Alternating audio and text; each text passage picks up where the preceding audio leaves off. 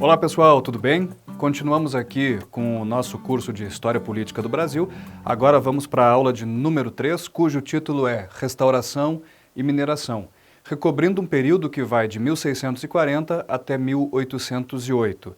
Por restauração, nós devemos entender aquilo que trabalhamos na aula anterior, o início de uma nova dinastia em Portugal, a dinastia dos Bragança, após o período filipino, após o período de União Peninsular, tudo aquilo que nós trabalhamos, especialmente na segunda parte da nossa aula de número 2. É um período de muitas transformações. Eu dividi assim, lembrando da justificativa que eu dei anteriormente, seguindo um modelo proposto por Caio Prado Júnior, porque a partir desse momento aqui, a máquina do Estado português se implanta no Brasil com um pouco mais de notoriedade, com um pouco mais de visibilidade. É um período em que as iniciativas particulares já não são assim tão volumosas quanto foram no período anterior, em que Portugal faz uma ocupação, faz um início de colonização do Brasil, delegando muito mais as atividades a agentes particulares. Aqui não, especialmente pela questão da mineração. Nós temos, no finalzinho do século XVII, no Brasil, a descoberta de ouro e de outros minerais preciosos no Centro-Sul, na região que vem a ser hoje o estado de Minas Gerais, o que justifica também a segunda parte aqui do nosso título, mineração. E com a descoberta dessa nova forma, dessa nova fonte de riquezas, é evidente que a máquina pública do Estado português, a máquina, o aparato estatal, se coloca aqui no território brasileiro com mais intensidade. Então vamos ver algumas coisas, algumas temáticas, alguns tópicos relacionados a isso. Lembrando que nós estamos aqui trabalhando um curso de não especialistas, para não especialistas, um curso abrangente, então não vou me deter no detalhamento de determinadas situações, apenas o objetivo do nosso curso é dar uma ideia mais geral da formação do Estado brasileiro, da sua institucionalidade, do seu ordenamento jurídico, das formas de governo, dos regimes políticos que aqui foram se sucedendo, como eu justifiquei na primeira aula aqui para vocês. Uma coisa que nós devemos lembrar: nesse momento aqui, em que termina a União Peninsular, em que termina o período filipino, e nós temos a dinastia de Bragança no poder em Portugal, aqui no caso brasileiro, o nosso território já está muito mais dilatado, né? Eu quero relembrar esse tópico aqui da aula anterior também. Por quê? Estando Espanha e Portugal sob a mesma coroa durante o período filipino, é claro que o Tratado de Tordesilhas, o meridiano imaginário de Tordesilhas, foi flexibilizado. Então houve isso que nós chamamos aqui de devassamento do território. Isso é um tópico importante e eu gostaria de, nesse ponto, fazer uma certa reflexão com vocês. Vejam só, nos anos 50, já no período de Juscelino Kubitschek, houve uma interiorização da capital do Brasil, houve a construção de Brasília, houve a mudança de capital do Rio de Janeiro para Brasília, né? Quer dizer, dentre outras motivações, pensando-se sempre em desenvolver o Brasil mais para dentro, né? Colocar a capital mais ao centro do país para promover um certo desenvolvimento é uma das motivações, segundo se diz, ou segundo a justificativa política daquele momento preconizava, pregoava, para essa mudança de capital. A ocupação do Brasil, a ocupação do território brasileiro, basicamente vai se dando muito mais na costa do que pelos interiores do país, pelo interior do território. E isso era um ponto que o Frei Vicente do Salvador, que é o primeiro grande historiador do Brasil, quer dizer, é um indivíduo que escreve a primeira história do Brasil, o primeiro livro de história do Brasil, e publica isso no ano de 1627, né? Ainda lá no início do século XVII. E lá o Frei Vicente diz: os portugueses ocupando o território brasileiro parecem caranguejos. Eles andam de lado, eles andam se arrastando pela costa, eles não adentram o interior do território. E se nós olharmos para a configuração do Brasil, as principais cidades, elas estão ou na beira do mar ou muito próximas ao litoral, né? Se nós pensarmos assim, desde o sul indo em direção ao norte, Porto Alegre está a uma centena de quilômetros em relação ao mar, Florianópolis está na beira do mar, Curitiba está a 70 quilômetros aproximadamente do mar, né? Assim como São Paulo está próximo ao mar, Rio de Janeiro está na beira do mar, Vitória, Salvador, e assim a gente vai olhando para as capitais nordestinas, por exemplo, dos estados nordestinos, apenas Teresina não fica na beira da praia, né? Não fica ali na beira do mar, e assim vai. Então, olhando para o Brasil, para essa configuração territorial, até hoje nós conseguimos assinalar este ponto. É uma reflexão importante para nós entendermos o próprio país, ainda que a partir partir, né, do período filipino, né, a gente tem esse saldo de digamos, um ato de empurrar o meridiano de Tordesilhas um pouco mais para dentro. E quem faz isso, em grande medida, quem promove esse devassamento do território, são aqueles indivíduos que nós chamamos historiograficamente de bandeirantes. Hoje há uma grande discussão a respeito da figura do bandeirante, a figura que já foi muito exaltada, é o bandeirante muito pensado como um primeiro grande empreendedor do Brasil, aquele que foi atrás da riqueza, aquele que se movimentou mais, em detrimento do aristocrata do açúcar do Nordeste brasileiro, que estava mais acomodado, à semelhança de um senhor feudal ou coisa assim, né? A gente tem uma elite açucareira mais estática, enquanto o bandeirismo, as entradas, as bandeiras, seriam, digamos assim, uma atividade mais dinâmica, né? mais aburguesada. Talvez já se disse isso, já se discutiu muito isso, né? na história brasileira, na historiografia brasileira. Embora hoje nós tenhamos também uma contestação, né, dos bandeirantes como etnocidas, muitas vezes, como indivíduos que promoveram verdadeiros massacres de tribos indígenas, né, que devassaram o território e, ao devassar o território, atropelaram muito, né, os povos originários também, aprisionaram indígenas para a escravização, entraram em confronto com jesuítas. Na história do Rio Grande do Sul, nós temos a destruição das missões jesuíticas por bandeirantes, né? Então, existe toda uma dubiedade, existe toda uma ambiguidade que envolve a figura dos bandeirantes e que nós podemos também pensar, podemos refletir a respeito. O fato é o seguinte, são os bandeirantes que fazem mais esse devassamento do território. E quando falamos de bandeirismo, nós temos as entradas, nós temos as bandeiras. Não se chega a um consenso muito claro a respeito da diferença entre as duas modalidades, mas a gente pode entender basicamente como o mesmo processo, né? A entrada como uma iniciativa mais particular, a bandeira como uma iniciativa já contratada pelo governo, pela administração colonial. O que nós podemos entender aqui com mais clareza é que o bandeirismo ele se dá para várias finalidades. Nós temos o bandeirismo para aprisionar indígenas, lembrando que no período do Brasil holandês, a Holanda também havia tomado Angola, que era o principal ponto de tráfico de escravizados africanos para o Brasil, então a Holanda estava no controle desse fluxo de mão de obra e aqui no Brasil se vai atrás novamente de indígenas para a escravização para suprir essa falta de mão de obra que esse controle dos holandeses sobre essa parte da África acabou acarretando. Então, os bandeirantes fazem esse aprisionamento de indígenas para a escravização. E existe também o chamado bandeirismo de prospecção, que é a busca por riquezas no interior do território, riquezas minerais e também drogas, né, da floresta, drogas da mata, né, para fazer medicamentos e coisas do tipo. E aí nós temos aqui alguns exemplos típicos, né? A primeira bandeira é desse sujeito chamado André de Leão. Então nós temos bem no começo do século XVII já esse tipo de expedição rumo ao interior acontecendo. Raposo Tavares, que é um nome muito conhecido no bandeirismo também, Domingos Jorge Velho, Fernão Dias, né, mais voltado para a prospecção, são figuras históricas importantes que hoje dão nome para rodovias importantes do Brasil, né, sobretudo a partir de São Paulo, sobretudo a partir na época de São Vicente. É dali, dessa capitania empobrecida nesse momento, que essas expedições prioritariamente partirão em direção ao interior do território. Agora, os bandeirantes também fizeram um papel de policiamento, fizeram um papel digamos, até no entendimento de algumas pessoas, de mercenários contratados para determinadas finalidades de violência, né? É o caso aqui de Domingos Jorge Velho, contratado para lutar contra o Quilombo de Palmares, para promover a destruição de Palmares, para matar zumbi, muitas vezes também fazendo a chamada guerra justa contra indígenas, né? Que atacavam capitanias, que atacavam núcleos de povoamento português ou luso brasileiro. Então, fica aberta essa reflexão a respeito disso, né? A respeito do bandeirismo, a respeito da figura dos bandeirantes e do seu peso na história do Brasil, né? Para o bem e para o mal, né? Tanto na prospecção, na descoberta de riquezas, na expansão do território, quanto nessa questão que nós podemos pensar mais humanisticamente, né? Na promoção e na reprodução da escravidão, do etnocídio, da violência, da barbárie, da brutalidade que marca muitas vezes a história brasileira e que passa pela atuação desses bandeirantes também, né? Fica essa reflexão em aberto. Bom, indo um pouco mais adiante aqui e já entrando mais no período que nós estamos analisando. Em Portugal acontece um determinado fenômeno. Nós temos um rei chamado Dom José I, que coloca para governar na prática em seu lugar uma espécie de ministro superpoderoso que nós conhecemos historicamente como Marquês de Pombal.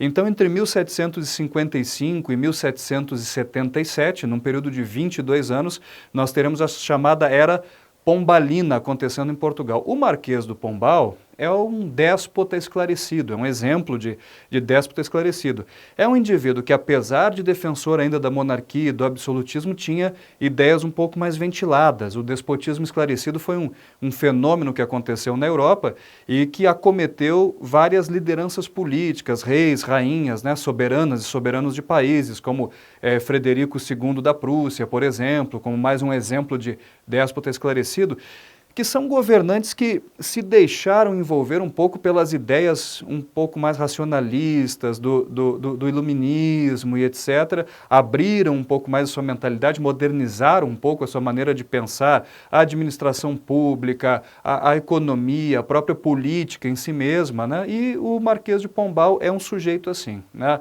Então ele vai administrar Portugal e os domínios ultramarinos de Portugal, por conseguinte, obviamente aqui no Brasil nós temos a chamada Era Pombalina, e nesse momento nós temos um aprimoramento da máquina estatal, uma certa racionalização maior da máquina estatal em Portugal e a implantação mais efetiva, como eu disse no início dessa aula, dessa máquina política, administrativa, jurídica aqui no Brasil. Eu queria fazer um parênteses aqui. Quando a gente fala de ordenamento jurídico, é preciso destrinchar um pouquinho mais, observar mais historicamente como é que esse ordenamento foi se construindo em termos mesmo de corpos de legislação, né? Nós temos aí alguns exemplos típicos aqui de ordenações, como eram chamadas lá em Portugal, as compilações, as consolidações de leis e de regras e de normas que estavam dispersas, né, e daqui a pouco eram reunidas em documentos impressos ou não impressos, divulgados amplamente ou não divulgados. O primeiro exemplo disso que nós temos são as chamadas ordenações afonsinas de 1446. Portanto, né, não impressas e portanto, a gente está aqui numa dinastia anterior, a gente está aqui na dinastia de Avis ainda. A gente tem essas ordenações como uma espécie assim de corpus jurídico, né, alguma coisa nesse sentido. Mais tarde, as ordenações manuelinas, e é a partir das ordenações manuelinas de 1521 que nós temos a própria colonização do Brasil começando, né? São essas ordenações manuelinas que estabelecem, por exemplo, o regimento do Tomé de Souza, né, quando ele veio para cá estabelecer o governo geral, como nós vimos na aula anterior, o próprio sistema de capitanias hereditárias anteriormente, com seus documentos, carta de doação, foral, toda essa documentação, todos esses aparatos legais, jurídicos, enfim, estavam sob o domínio, estavam sob o guarda-chuva dessas chamadas ordenações manuelinas. Depois nós temos um outro conjunto de leis, de normativas jurídicas no período filipino. Nós temos as ordenações filipinas que no Brasil terão uma vida muito longa. Alguns elementos das ordenações filipinas serão utilizados especialmente para tratar de questões criminais e tal, até mesmo após a própria independência do Brasil em 1822. Pensando no Brasil propriamente, já como país independente, nós temos um ordenamento jurídico mais efetivo, mais autônomo, que começa com a nossa primeira Constituição em 1824, sobre a qual nós falaremos numa aula posterior, ainda dentro desse primeiro módulo do curso. Depois nós temos em 1830 um Código Criminal aqui no Brasil, que derruba, portanto, né, por último, essas ordenações filipinas. Nós temos um Código do Processo Criminal em 1832, que estabelece também a própria organização, o próprio ordenamento jurídico do país, os cargos, né, as atribuições de cada cargo, na estrutura jurídica do país mesmo, né? A organização jurídica, judicial do país está totalmente descrita, totalmente determinada por esse Código do Processo. Em 1850, nós temos um Código Comercial e o nosso primeiro Código Civil demorará mais para aparecer. Ele só aparece em 1916, portanto, já no período republicano, dentro daquele período conhecido como República Velha, sobre o qual nós falaremos também em aulas posteriores. Pois bem, indo um pouco mais adiante, dentro daquilo que nos interessa aqui, quando nós falamos em restauração, lembrando sempre, nós estamos falando do início da dinastia de Bragança, né, com Dom João IV em 1640. Houve uma certa reação no Brasil, que vale a pena mencionar. Alguns indivíduos e grupos, sobretudo em São Paulo, não gostaram muito da restauração em Portugal, talvez preferissem viver ainda sob o domínio espanhol e vão aclamar um rei, um tal de Amador Bueno, filho de espanhol, em São Paulo, paulista, mas filho de espanhol, que na verdade era um homem ajuizado e não quis ser aclamado, né? Não, peraí, eu não quero isso e tal. Mas houve uma certa reação, né, dos paulistas velhos contra o estabelecimento dessa dinastia de Bragança em Portugal, mas é um fenômeno muito, como a gente diz, muito perfunctório, assim, muito sem muita importância, né, mas que vale a pena a gente mencionar, né? Quer dizer, uma dinastia sobe ao poder e aqui no nosso mundo, no nosso universo colonial brasileiro, acontece uma certa reação à subida ao trono da dinastia de Bragança. Quanto à mineração, eu não entro tanto no aspecto econômico aqui, como é que ela estava organizada, mas sobretudo nos efeitos, nas influências que isso teve sobre a própria política, sobre o ordenamento político, jurídico aqui do Brasil, que é, como eu não canso de repetir, a finalidade, o mote aqui desse nosso curso. Então é exatamente por causa da mineração que nós tivemos uma presença mais efetiva do aparato estatal português aqui. Eu digo isso pelo seguinte, alguns autores, Sérgio Buarque de Holanda, como eu mencionei também na aula anterior, dizem que a presença do Estado no Brasil só se fez sentir de fato a partir de 1808, com a transferência da corte para cá, com a vinda de Dom João VI. Na realidade, nós podemos também entender isso de uma outra forma, né? A presença do Estado se dá mais efetivamente também no período da mineração, com todo o estabelecimento de uma série de cargos e atribuições, né, judiciais e fiscais de servidores, de funcionários que estavam mais ligados diretamente a Lisboa para fiscalizar todo o trabalho minerador aqui, mais ligados, mais respondendo diretamente a Lisboa do que respondendo ao próprio governo geral estabelecido aqui no Brasil, que nesse momento também a gente passa a ter a nomenclatura de vice-reinados, né? O governo geral aqui no Brasil, no século XVIII, por algum tempo, na própria era pombalina também vai ser chamado de vice-reinado, né? Só uma curiosidade, isso é algo que não tem assim tanta importância, né? Bom, há também uma redivisão do território brasileiro, a gente tem a criação da capitania de São Paulo e Minas do Ouro em 1709, bem na região mineradora, e mais tarde, em 1720, uma divisão novamente que vai criar a capitania de Minas Gerais. Então são capitanias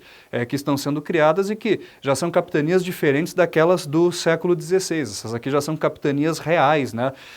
Já são fatias do território também pertencentes à realeza, pertencentes muito mais ao Estado português, à realeza portuguesa, do que propriamente a agentes particulares, como foram aquelas primeiras capitanias lá na década de 1530. Então isso aqui vale assinalar. Bom, nós temos que lembrar também aqui que, tanto quanto o trabalho do açúcar, do cultivo da cana, da moenda, que deu início no Nordeste brasileiro à ocupação do nosso território, à efetivação da colonização, tanto quanto esse tipo de economia, a economia mineradora já do Sudeste, já do Centro-Sul do Brasil, também foi feita tendo como base o trabalho escravizado, sobretudo o trabalho de africanos e afrodescendentes, afro-brasileiros em situação de escravidão, né? Temos que lembrar isso. Se falava numa época, hoje se diz que está um pouco obsoleto esse tipo de designação, em ciclo da cana, depois ciclo do ouro, da mineração, depois ciclo do café, entendendo a história brasileira do ponto de vista econômico, né? Isso está muito no pensamento do Celso Furtado, ali do começo dos anos 60, e hoje se diz que está um pouco em obsolescência. Mas didaticamente, nós podemos compreender o seguinte: ciclo da cana, trabalho escravizado, primeiramente indígena, não dá muito certo, depois o trabalho dos africanos, né, e seus descendentes, afrodescendentes escravizados aqui no Brasil. A escravização dos indígenas não dá tão certo aqui no Brasil, e isso foi objeto de muito preconceito já na nossa história, né? Se supõe uma indolência inerente aos indígenas, eles não são aptos ao trabalho, ao esforço físico e tal, o que é um grande preconceito. Na realidade, o trabalho repetitivo, exaustivo, se choca com elementos culturais, se choca com a cosmovisão, com a própria maneira dos indígenas pensarem, dos grupos, né, originários aqui do Brasil, pensarem e viverem a própria natureza. E, além do mais, houve a proteção dos jesuítas, houve todo o trabalho de evangelização que justificou, em grande medida, ideologicamente, o próprio empreendimento colonial aqui no Brasil. Bom, esse trabalho do canavial, né, não dá certo empregando mão de obra indígena escravizada, e aí se traz para cá, ainda no século XVI, os africanos, né, numa situação de escravidão degradante. Então, ciclo da cana, né, como se dizia antes, a base de trabalho escravizado.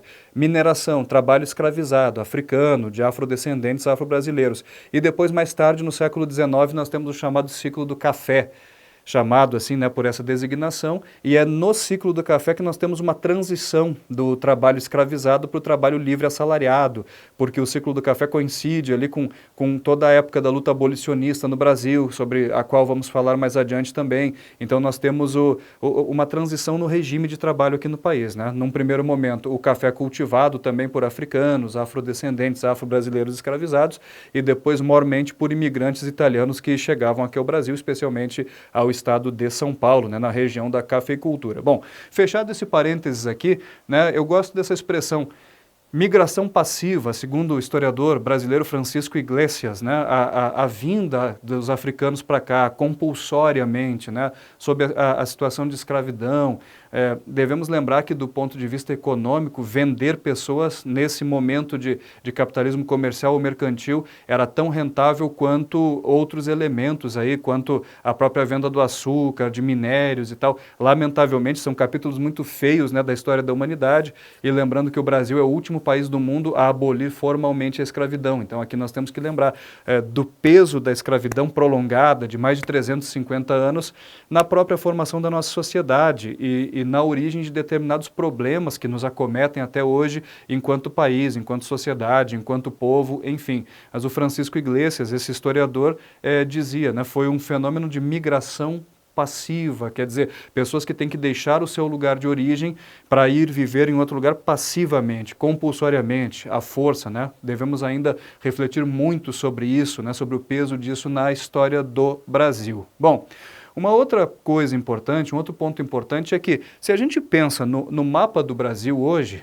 né, já que estávamos falando aqui de devassamento do território, o território brasileiro ficou praticamente pronto, praticamente como é ainda nos dias de hoje, ainda no período colonial, ainda no período português, ainda que a ocupação desse território não fosse uma ocupação tão abrangente, né? O Brasil tinha uma população muito diminuta, alguns poucos milhões de pessoas na época da sua independência, a fim assim de apenas dar para vocês alguns dados, alguns elementos um pouco mais tangíveis, né, para a gente compreender. O Brasil, na época da independência, em 1922, terá apenas 12 cidades e 213 vilas. Havia uma hierarquia naquilo que a gente chama de povoamento, de núcleos urbanos, de municipalidades, né? Havia as vilas e, às vezes, a vila ela era promovida, elevada à categoria de cidade, né? Entre cidades e vilas havia uma distinção que já vinha de uma tradição lusitana, já vinha de uma tradição portuguesa que acaba se implantando aqui. Então o Brasil, apesar de territorialmente grande, já praticamente com seus 8,5 milhões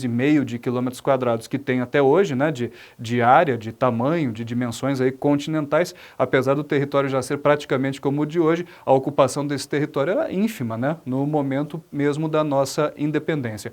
Voltando para o aparato político, estatal, administrativo português. Na dinastia dos Bragança, logo no começo dela, em 1642, é criado o Conselho Ultramarino, poderoso Conselho Ultramarino, que é um órgão deliberativo, né, para justamente administrar as possessões de ultramar, administrar as colônias, administrar o Império Português de modo geral, né? É um trabalho muito grande para que um rei só administre sozinho, então fazem parte desse conselho elementos da alta nobreza, elementos de renome, destacados, que vão deliberar. O rei vai ouvir o Conselho Ultramarino, muitas vezes dando a palavra final sobre alguma decisão em relação às colônias, baseado na deliberação do Conselho Ele é um órgão, então, deliberativo, é um órgão decisório também muito poderoso, que depois, já com a vinda da família real para o Brasil, com a transferência da corte para cá, o Conselho Ultramarino será substituído, transformado em Tribunal do Desembargo do Paço, né? Ali pelos idos de 1808. Isso aqui fica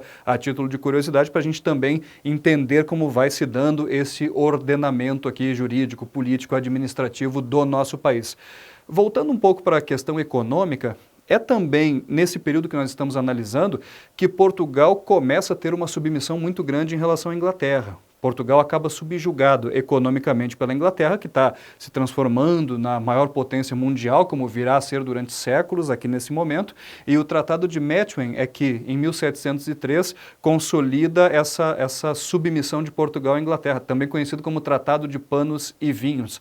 É importante a gente pensar isso, porque os minerais preciosos que são tirados do Brasil passam por Portugal rapidamente e vão parar na Inglaterra, né? Porque Portugal está sempre devendo para a Inglaterra como seu grande credor. Isso é importante da gente analisar também, porque isso tem implicações, tem consequências políticas muito grandes sobre a história de Portugal e sobre a própria história do Brasil. Quer dizer, Tratado de Panos e Vinhos, Portugal compra produtos industrializados, manufaturados da Inglaterra e, em troca, a Inglaterra dá um monopólio do mercado inglês para os vinhos portugueses, né? É uma troca muito desigual que vai deixar, em termos mais contemporâneos, Portugal sempre com uma balança comercial muito desfavorável em relação à Inglaterra, então sempre tem que estar suprindo, né, esses déficits econômicos comerciais em relação à Inglaterra, né? E o peso político disso a gente vai compreender melhor no decorrer das próximas aulas. Aqui no Brasil nós temos, além da mineração, o estabelecimento de uma pecuária, né? Uma pecuária que no sul vai ter um certo feitio, que começa com a colonização espanhola, lembrando que a porção mais meridional, mais ao sul do Brasil, pelo Tratado de Tordesilhas, pertencer anteriormente à Espanha, e no sul a pecuária vai criar até uma camada de ricos estancieiros, de gente que é muito abastada economicamente, que eventualmente manda filhos estudarem na Europa. Então, a introdução da pecuária no sul vai criar uma configuração social e política, enquanto no Nordeste, no Agreste, no Sertão, ainda no período açucareiro do Nordeste, da colonização do Brasil, a pecuária terá um caráter mais rústico, né? Dando origem àquilo que o Euclides da Cunha chamaria, já no início do século XX, de o sertanejo, com a rusticidade de sua vida. Então, é importante a gente pensar, o Brasil é tão grande, há tantas diferenças regionais, uma mesma implantação de produção, de atividade econômica, pode gerar configurações sociais e políticas totalmente distintas de região para região. Mas agora vamos a alguns pontos importantes, né? Durante a chamada Era Pombalina, esse período em que Portugal e, consequentemente, o Brasil esteve administrado na prática pelo Marquês do Pombal, houve algumas alterações aqui no Brasil.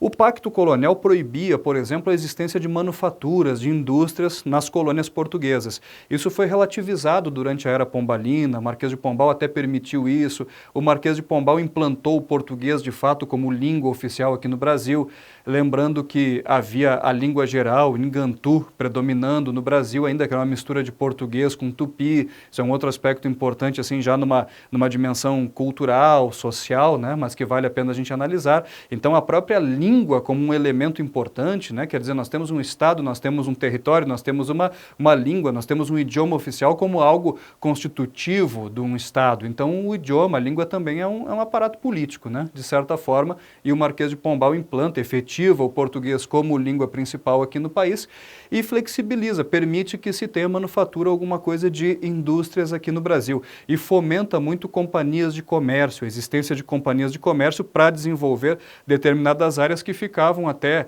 longe, especialmente, por exemplo, norte do Brasil, né? Longe do centro econômico principal, da atividade mineradora e tudo mais. Já nos encaminhando para o final dessa aula aqui, né, falando ainda desses ordenamentos jurídicos e políticos todos, nós devemos lembrar do seguinte: o Marquês de Pombal acaba sendo derrubado da administração do governo de Portugal quando morre Dom José I e assume Dona Maria, sua esposa, rainha de Portugal, o governo português, o trono português em seu lugar. Ela demite o Marquês de Pombal e todo aquele momento de despotismo esclarecido, de uma flexibilização maior assim das coisas, de uma mentalidade um pouco mais ventilada, acaba indo por água abaixo e a Dona Maria estabelece um regime muito mais absolutista de fato, um regime muito mais duro, uma forma de governar muito mais severa. Dona Maria, que é mãe de Dom João VI, VI, né, o príncipe regente, que mais tarde transfere a corte aqui para o Brasil. E é um governo muito duro que em Portugal fica conhecido inclusive como a viradeira, né, ou a viração, quando está vindo uma tempestade, alguma coisa do tipo, depois de um certo período de respiro que foi a Era Pombalina. Então a Dona Maria suspende algumas coisas, alguns avanços que o Marquês de Pombal tinha estabelecido. Por exemplo, vai estabelecer o Alvará de 1785, proibindo novamente a existência de indústrias, de manufaturas e coisas assim nas colônias, especialmente aqui no caso do Brasil. Então voltamos a ter que comprar tudo através de Portugal. Não de Portugal, mas as elites econômicas daqui compravam bens manufaturados ou industriais da Inglaterra e de outras partes via Portugal, tendo Portugal como atravessador. E é claro que acabava saindo muito mais caro, né? Essa será uma das razões também para a própria independência nossa mais tarde, de elites que haviam se acostumado a comercializar mais livremente com a Inglaterra no período joanino e que não vão querer mais voltar a vivenciar, a experienciar o pacto colonial. Por fim, nós temos que falar o seguinte, essa implantação da máquina estatal, do aparato estatal, jurídico, fiscal, etc., português no Brasil, da mineração, dará origem a algumas revoltas, né? Algumas revoltas como, por exemplo, a de Filipe dos Santos, em 1720, em Vila Rica, atual Ouro Preto, e a própria Inconfidência ou Conjuração Mineira, mais tarde, em 1789. Tanto o Joaquim José da Silva Xavier, o chamado Tiradentes da Inconfidência Mineira, quanto o português Filipe dos Santos serão condenados ao enforcamento, serão esquartejados por se revoltarem contra o Estado português. No caso do Filipe dos Santos, algo mais economicamente tangível, ele se revolta contra a implantação das casas de fundição, né, para que todo o ouro retirado das minas já tem que passar obrigatoriamente pelas casas de fundição estabelecidas pelo governo, né, para que não se possa sonegar nenhum imposto, a tributação sobre a atividade mineradora era alta, né, e vai se tornando mais alta ao longo do século XVIII, ao ponto da existência da Inconfidência Mineira contra a derrama, contra a cobrança, então, compulsória desses tributos. Não vou me alongar muito aqui sobre essa questão, mas vamos lembrar o seguinte, a Inconfidência Mineira, mais tarde nós teremos a Conjuração Baiana, que nós poderíamos compreender até pelo viés da história social, mas vale a pena nós analisarmos o seguinte, essas rebeliões que estão acontecendo aqui no final do século XVIII, sobretudo essas duas, elas indicam que já existem camadas urbanas no Brasil, já existem setores médios na sociedade brasileira que passam a existir e passam a ter as suas pautas, as suas agendas de reivindicação. Então, isso mostra o quê? Que a sociedade mineradora é uma sociedade bem diferente da sociedade açucareira do Nordeste, dos primeiros tempos da colonização do Brasil. Tem uma dinâmica diferente, né? É uma sociedade que tem uma estratificação diferenciada, né? Que tem uma certa possibilidade de mobilidade social maior do que a sociedade açucareira. Nós podemos fazer um exercício, né? Eu sugiro que a gente faça isso de comparar essas duas formas de ocupação do Brasil, né? Açucareira no Nordeste, mineradora na região das Gerais, e ver que tipo de configuração social e, por conseguinte, política cada uma dessas formas de produção acabou ensejando, né? Por fim, Inconfidência Mineira e Conjuração Baiana são dois movimentos diferentes, acontecem mais ou menos ali na mesma época. E uma curiosidade aí para vocês, nós nos manuais, nos livros de história, nos livros didáticos em geral, nós sempre enxergamos algo mais ou menos dito assim, a Inconfidência Mineira se baseou em ideias iluministas vindas da França, se inspirou na independência dos Estados Unidos também, que foi feita com base nessas mesmas ideias, e a Conjuração Baiana, ou dos alfaiates, soldados, como é conhecida, também foi feita, movida, motivada por ideias iluministas, de pensadores iluministas. Agora, por que que uma teve caráter mais elitista, como a Inconfidência Mineira, e a outra teve um caráter mais popular, uma revolta até mais social, mais radical, jacobina, né? A Conjuração Baiana? Porque a região das Gerais era mais rica e a Bahia, né, Salvador, já estava mais empobrecida por causa da dinâmica econômica da colônia naquele momento. Isso também pode ser uma forma de explicação, mas existe outra que concorre e que vale a pena a gente falar um pouquinho sobre ela. Iluminismo não é tudo a mesma coisa.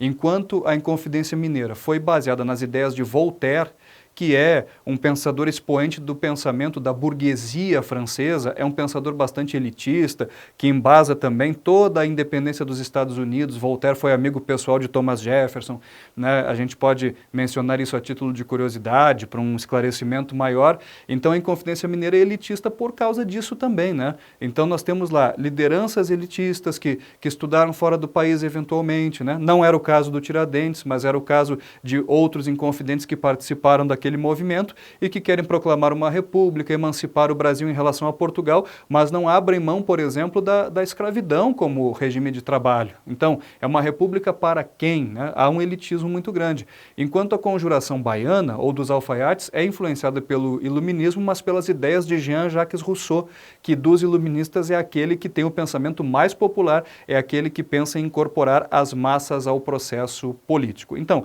sobre restauração em Portugal e mineração no Brasil, era isso que nós poderíamos apontar dentro da perspectiva desse curso. Na nossa próxima aula trabalharemos então a transferência da corte para cá, o período joanino, que é um período de transição e uma série de transformações para o Brasil, para a história política brasileira que isso trará. Até lá!